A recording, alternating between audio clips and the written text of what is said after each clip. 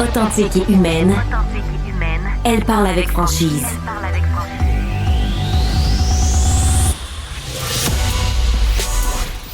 Elle traite l'information avec rigueur et efficacité. Une approche fraîchement moderne de l'actualité.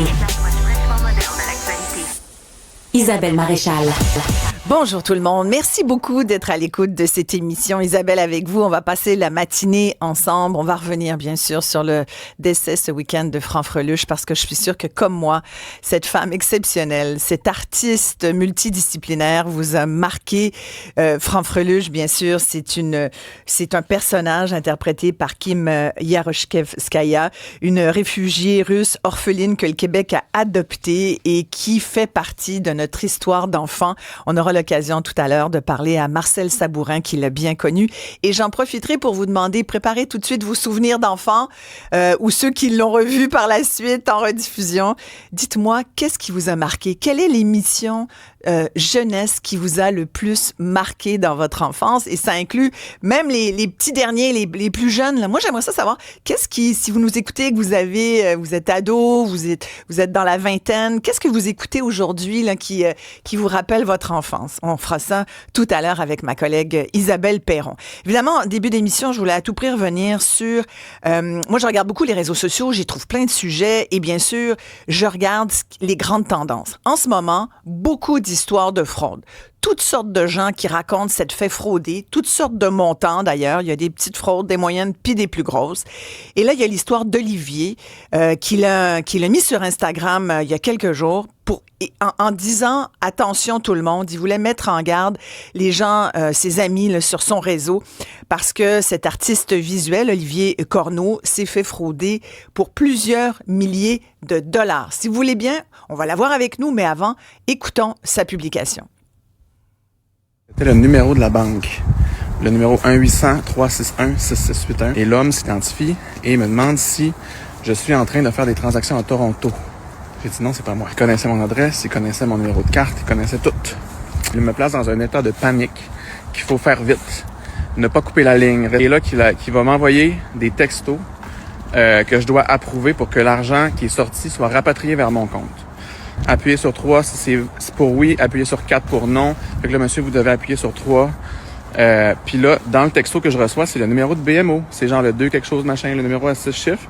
Que juste avant, c'était BMO qui me demandait de confirmer une autre transaction, puis c'était réel. Alors, je confirme que je veux que l'argent soit, entre guillemets, rapatrié à mon compte. Et là, dans mon compte de banque, cet argent-là sort. Quand, après ça, l'argent a sorti, ils ont raccroché. Et puis, j'ai commencé à pleurer en tremblant. Je suis allé au poste de police. Si vous avez un mauvais feeling dans votre ventre, quelqu'un vous appelle du numéro de la banque, vous texte du numéro de la banque et s'identifie comme la banque, il connaît vos informations, il connaît votre carte, il vous place en confiance. Si vous avez un doute que c'est pas bon, là, faut raccrocher. Voilà, il faut raccrocher. C'est le message qu'Olivier Corneau veut nous passer. Olivier est avec moi. Bonjour. Bonjour, Olivier. Salut.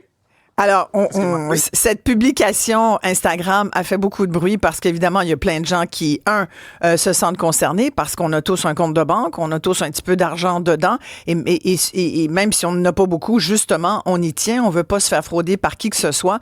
Là, on le voit, là, il y a eu énormément, en 2023, là, c'est 37 000 Québécois qui ont été victimes de fraude, une hausse de 15% en seulement 2 ans.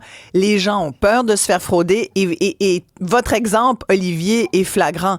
Vous pensiez que c'était carrément votre banque qui vous appelait, là? Ben, écoute, c'était tellement bien fait, là. C'est des professionnels, c'est des comédiens, ils ont toutes les formules, ils ont le ton. Ben, déjà, il y a le numéro de la banque qui affiche. C'est une confusion totale, même qu'à ce moment-là, pendant l'appel, j'étais avec mon conjoint. Quand j'ai eu un certain doute, j'ai montré mon téléphone à mon conjoint. J'ai dit, peux-tu juste appeler à ce numéro-là pour être sûr que ça nous amène à la banque? Fait que là, oui, il fait le numéro, puis ça arrive direct à la banque. Fait que là, je suis comme, oh mon Dieu, OK, ben mon feeling étrange est pas valide. Je vais continuer à faire confiance à cette personne-là. Puis après, tout le reste se fait de façon tellement standard, tu sais, je veux dire, au niveau du standard de la banque. Les mêmes pauses, les mêmes temps d'attente, la même musique, les mêmes, tu sais, toutes les mêmes formulations. Alors, de mon côté, là, c'était vraiment difficile de faire la différence entre ça ou autre chose, là. Fait que donc, Olivier, ce qui s'est passé, c'est que la banque, la prétendue banque, vous venez nous dire, là, vous étiez Ouais. convaincu que c'était la banque, vous appelle et vous demande, dans le fond, vous dit votre argent. Qu'est-ce qui se passe, en fait, là? Qu'est-ce qui Ben, vous c'est met ça. là? C'est un... il faut préciser que ce moment-là, c'est un moment que, malheureusement, c'est un moment vulnérable de mon côté parce que je suis en déménagement, j'ai je veux dire, mon entreprise est à son pic dans l'année, j'ai une nouvelle embauche, j'ai toutes ces préoccupations-là dans la tête. Donc là, la banque m'appelle pendant que je suis en train de relaxer dans mon divan, là. Je suis chez moi à la maison. Là, il y a un appel, puis là, la personne s'identifie comme la banque. Et il m'a dit, Monsieur Corneau, je veux juste vous avertir, êtes-vous en train de faire des transactions importantes à Toronto? Parce qu'on voit, tu sais, j'ai eu une alerte. Donc, je vous appelle juste pour vous prévenir qu'il y a de l'argent qui sort à Toronto. Là, je dis, mon Dieu, c'est pas moi. Faut vraiment m'aider parce que là, je veux dire, j'ai pas le temps de gérer ça. Je peux rien risquer, là. Donc, fermez mes comptes tout de suite. Tu sais, je vais continuer ça plus tard. Puis là, ils sont comme, OK, ben, restez en ligne, on va vous aider maintenant. Puis là, il me met en attente et tout ça. Puis là, l'espèce de pièce de théâtre continue, tu sais, à partir de ça. Wow! Et vous êtes artiste visuel, je le disais tout à l'heure, Olivier. Vous avez des clients à Toronto? Est-ce que ça se peut, ça? Ben, j'ai des clients à Toronto, mais je veux dire, je suis pas en ce moment à Toronto, je suis à Montréal, donc Ben là, ça oui. fait pas de sens, puis là, ça me met en panique. Mais tu sais, moi, je suis en affaires depuis 11 ans, j'ai vendu des tableaux dans 15 pays, j'ai transigé dans plusieurs pays, je suis habitué d'être sur mes gardes, mais à ce moment-là, je suis sur mon divan, je suis en train de relaxer, puis là, on m'avertit que je suis en train de me faire avoir à quelque part, mais c'est le début de moi qui se fait avoir, c'est de me mettre dans un état de panique en me disant, monsieur, Exact. votre compte se fait vider à Toronto, puis là, moi, ça me place dans une peur, puis là, je me dis, mon Dieu, j'ai le goût de remercier la personne qui m'appelle, tu sais, puis là, tu Oh, sais, mon là, Dieu. c'est vraiment, là, la porte est ouverte, là. Incroyable. Il y a Catherine qui m'écrit, j'ai vécu exactement la même chose. C'était le numéro de la RBC. N'hésitez pas à me texter pour me dire si vous avez vécu la même chose qu'Olivier. Vous faites le 187 Cube Radio. Pour nous parler en direct, d'ailleurs, vous faites le 1-877-827-2346. C'est fou quand même parce que vous, Olivier, comme vous le dites, vous êtes vite monté d'un état. Quand il s'agit de notre argent puis de notre banque, là, on monte vite de plusieurs crans en même temps. Hein. C'est comme, on est correct, on est assis tranquille à la maison, puis soudainement, on nous dit qu'il y a quelqu'un qui est en train de vous frauder. On a tellement entendu parler de ça. Êtes-vous d'accord? On le sait qu'il y a des fraudeurs. On le sait qu'il y a des hackers. Ben oui, on sait. Et là, on se dit, oh mon Dieu, c'est mon tour ce matin. Vite, vite, vite. La notion de rapidité, de stress, de Ouais. panique est là. Ouais. Puis quand j'ai mis la vidéo sur les réseaux sociaux, j'ai eu, ben, je m'attendais pas à un aussi grand succès de cette vidéo. Ça a beaucoup fait jaser, mais il y a beaucoup de personnes qui m'ont dit qu'ils avaient été victimes de la même chose. Et Ouais. étrangement, surprenamment, ce sont presque tous des entrepreneurs parce que nous sommes des gens qui se mettons à risque, qui avons de la pression. Ouais. On est proche de la notion de l'argent, on calcule nos budgets et tout ça, puis on est habitué justement, ben moi je me fais appeler par la banque constamment là, tu sais, dans les Exact. commentaires que je voyais sur les réseaux sociaux, les gens disaient la banque ne vous appellera jamais, ne tombez pas dans le panneau si la banque vous appelle, la banque ne vous appellera jamais. Excuse-moi, la banque Ben, m'appelle c'est au pas moins vrai. chaque mois. Ben, La complètement. banque m'appelle tout le temps. J'ai mon compte d'entreprise, j'ai des placements, j'ai toutes sortes d'affaires. Donc moi quand la banque m'appelle, je veux dire, puis là tout récemment parce que là ma plainte de la fraude à la banque continue parce que ben, on s'en reparlera peut-être dans Oui, un on va en autre parler, on va y parenthèse, venir au mais fait de votre je veux dire, couverture, votre protection. la banque m'appelle il y a quelques jours. Bonjour, Monsieur Corneau. Juste avant de commencer à vous parler du dossier de la fraude, est-ce que je peux, est-ce que vous pouvez me confirmer que votre adresse courriel est bien le. Puis là, il me dit mon adresse courriel. Je dis, mais monsieur, non, je ne vais pas vous confirmer rien, je ne vous connais pas. Exact. Fait que là, il me dit, ben, OK, qu'est-ce que vous voulez faire? Ben, je dis, ben, je vais raccrocher, puis je vais appeler. Pouvez-vous me donner votre nom, votre numéro de téléphone, votre numéro d'employé? Moi, je vais appeler la banque, puis je vais vérifier si vous êtes bien valide, puis après ça, on va se rappeler. Et qu'est-ce Fait que qu'il là, a je fais dit? ça. Ouais. Ben, il a dit, pas de problème. Fait que là, il me donne ces informations. Je raccroche, j'appelle la banque. BMO me met en attente pendant 45 minutes. Ah.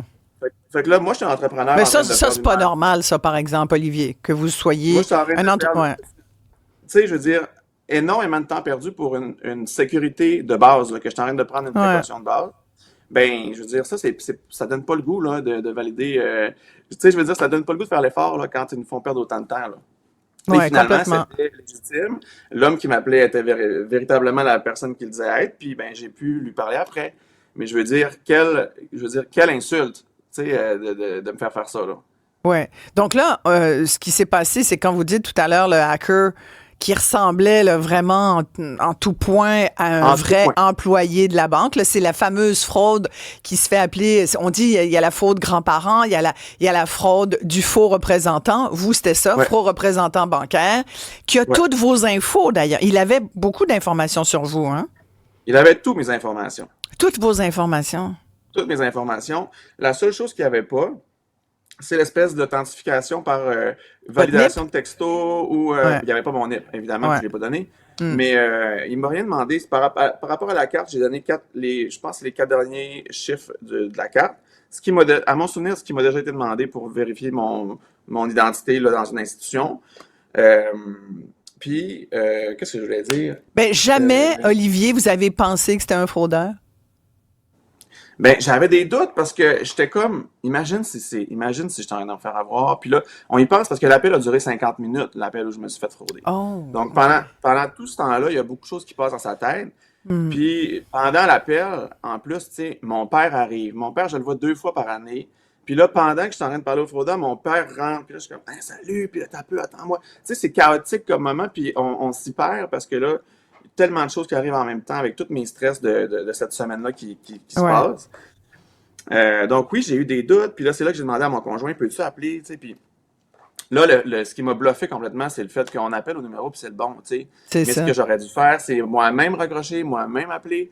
Mais là, j'ai cru à ma vérification qu'elle était suffisante. Là, tu sais. C'est ça. Mais vous aviez votre petite voix intérieure au début qui vous disait « fais attention », sauf que c'est tellement impressionnant. Ils ont tellement toutes les infos qu'on se dit à un moment donné, qui peut avoir ça? On va parler d'ailleurs avec un spécialiste dans quelques minutes là, qui va nous dire exactement les tenants aboutissants, mais surtout la protection. Parce que Olivier, là, vous avez finalement perdu 14 000 $, c'est bien ça? 14 500 $, ouais.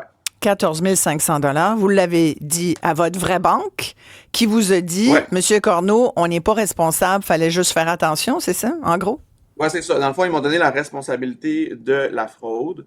Ils m'ont dit que le fraudeur avait tellement été bon, dans le fond, à déjouer les systèmes que c'était de ma faute. Mais comment ça peut être de votre faute? Ben, c'est ça. C'est une très bonne question. Même que quand je suis retourné à la banque plus tard, j'ai parlé au directeur de la banque, puis il me dit, Monsieur Corneau, ils ont passé tous les paliers de sécurité, ils ont même réussi à répondre à vos questions de sécurité. Mais je dis, OK, mais comment ça se fait? Moi, j'ai pas dit au téléphone le prénom de mon ami d'enfance, là. Ça, c'est à peu près certain, là. Parce que ça n'a pas rapport, je veux dire, j'aurais pas dit ça.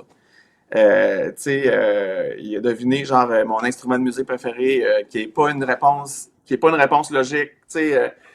Fait que ça veut dire qu'ils ont été capables, dans le fond, c'est qu'il y a probablement une faille dans le système de la banque. Ben, soit j'ai été, entre guillemets, espionné, ils ont tout épié mes systèmes pour trouver ces réponses-là, ou soit il y a quelqu'un à l'interne, ou soit l'endroit où ces réponses-là sont enregistrées dans leur système a été leaké, là, où il y a eu une faille mais je veux dire, à plusieurs niveaux, là, le numéro de ma carte, toute mon adresse postale, toutes mes informations personnelles, tous les chiffres de mon compte de banque, ils les avaient tous, là. Incroyable. Incroyable. Et même, je dois ajouter aussi que dans ce compte-là, précisément, le compte, parce que j'ai plusieurs comptes, ce compte-là était la victime de la fraude, mais ce compte-là était lié aussi à une marge de crédit qui était vide, là. J'avais de disponible un 10 000 $ que je pouvais utiliser en cas de besoin, qui était très fièrement mis à zéro. Et ils ont vidé donc plus que ce que j'avais dans mon compte parce qu'ils sont allés vider cette marge-là aussi. Oh mon Dieu, donc, c'est 24 500. Non, je veux dire, dans le 14 500, il y a une partie qui était... Ils ont vidé le compte. Ouais. En plus, ils sont allés se graisser dans une marge qui était toute fraîche, là.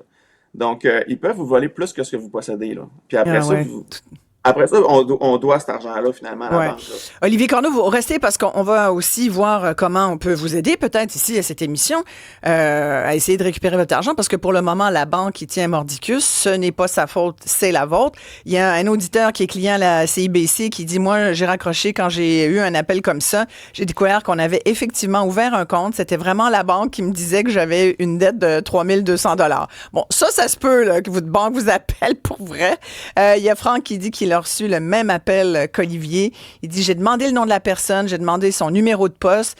Je lui ai dit, je vais vous rappeler immédiatement. Et là, soudainement, cling! La personne raccroche. Ça m'est déjà arrivé comme ça. Et savez-vous qu'est-ce que je me suis fait répondre? Je vais vous le dire après la pause. D'ailleurs, on s'en va à la pause. Je vais vous raconter ma petite anecdote. Puis on a un expert en cybersécurité qui va nous dire justement comment faire pour essayer de se protéger de ces fameux hackers et répondre à quelques questions d'Olivier et des vôtres. Vous faites le 1-877-827-2346 pour nous joindre au téléphone et le 187 Cube Radio par texto.